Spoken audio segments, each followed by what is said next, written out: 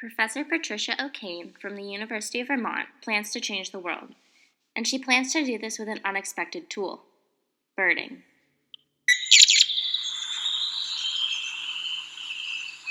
ENVS 295, Birding to Change the World, is a 4-credit service learning class at the University of Vermont led by Professor Patricia O'Kane.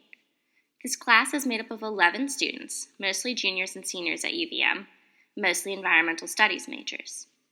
This group of students learns the basics of birding and the basics of changing the world in Tuesday and Thursday lectures, then combines the two at Flynn Elementary School on Wednesdays.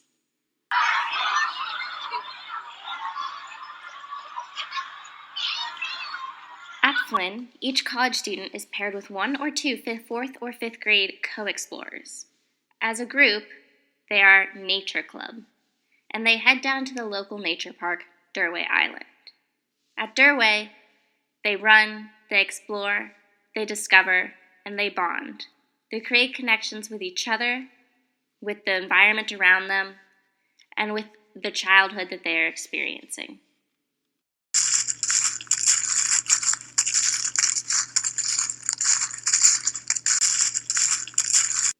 This club is based in extensive research, from Richard Love's Last Child in the Woods.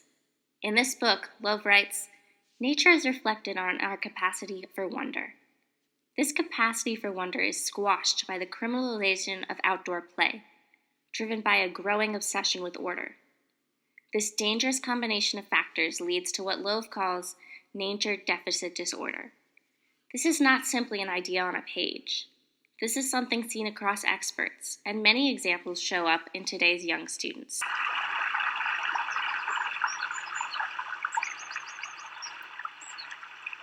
How does nature deficit disorder, according to your research and what you've seen, affect today's young students? How does it affect them? Well, first of all, there are studies showing that it affects their ability to focus, which affects their ability to learn. So it's affecting the way their brains function. Second of all, it affects their motor skills. There's an excellent book called Balanced and Barefoot that just came out, which summarizes studies from across the country. It's written by a physical therapist who works with kids. And physical therapists across the United States are being called now into elementary schools because kids are having more problems coordinating, with physical coordination. Why are today's kids struggling with coordination, you ask? And now the physical activity is really routinized, right? They get to school, they sit in a certain kind of desk, they're there a certain number of hours a day, they don't have very much recess time, they don't have as much PE classes, the PE time has been cut down, and Professor Trish O'Kane knows this is changing the world because she has studied its effects. School. And I noticed that over the years, semester after semester, that school recommended to our club some of the kids that were defined as having behavioral issues, I put that in quotation marks, or like ADHD, certain conditions, and we had a kid, I don't know if he was autistic. Well, there were kids with several different kinds of conditions, and the first several weeks, these kids, we would have not problems with them, but they would be wilder maybe than the other kids. But so what? We were in a big park, and they could run around and scream and climb trees and do whatever they needed to do. But I noticed with these children that after several weeks of running around and screaming and jumping and a lot of activity, they started to calm down. They seemed happier, and they really loved the club, and they wanted to keep coming. I think the studies that have been done show that children's learning improves and that their behavior improves if they get to play outside. But I've seen it. Now, I've only been here in Burlington a year, and this is the second time we've done our class. And I'm seeing it with 1 or 2 children already, and I've talked about it a little bit with school staff.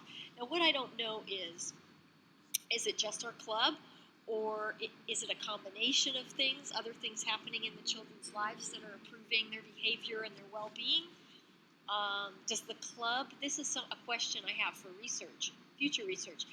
Some of the kids that join our club, they might be really shy or a bit awkward socially. They might be the kids sitting alone in the lunchroom. And when they join our club, they get a mentor, they get a college buddy, they get a new friend.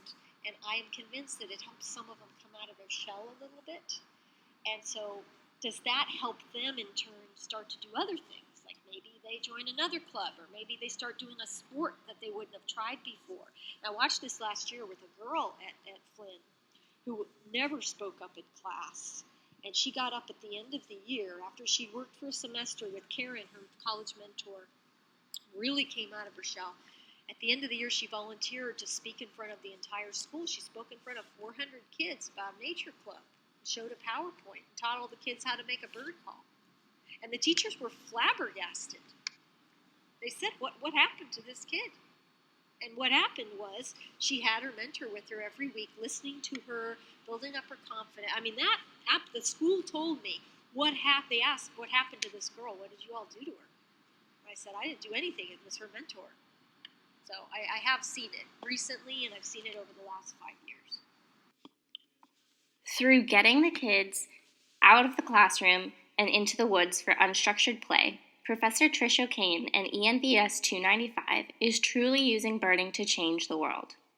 The children will grow to be inspiring and creative role models due to their childhood freedom to enjoy the world they live in. Their freedom to learn through their own discoveries, through taking risks, and through their own imaginations.